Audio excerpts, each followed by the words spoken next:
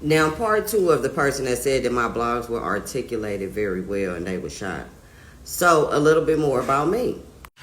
While they were somewhere learning they 1, 2, 3s and ABCs, my grandparents had me in a computer class when you had to boot it up with DOS at, I believe, about 1990 or so.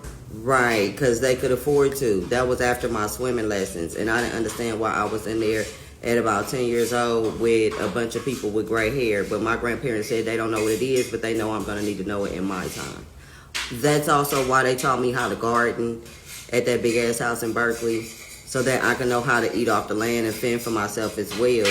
And I had access to things. Oh, and my grandmother, y'all remember this, that was in West Oakland. My grandmother, I'm the only motherfucker that had a brand new piano dropped off on 15th and Campbell in Oakland, because my grandmother felt that after I came from their house and went back to West Oakland, because they lived in Richmond, and when I went back to West Oakland to go to school at Prescott, that I would need to know how to practice still while I was in the hood.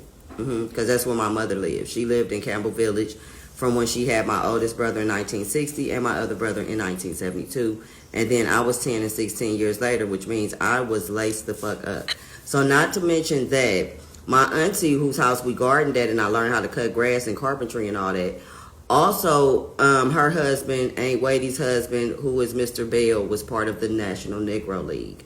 So, and on top of that, remember my grandpa had the real estate brokerage on Ashby and San Pablo there, 1212 Ashby, for years. So, and we're very, very, and my mama, Barbara Brown, wasn't no sucker. She just chose to live there, because she didn't want to follow the rich people rules that came along with being with my grandparents. Because, see, I had to play the piano, go to church every Sunday.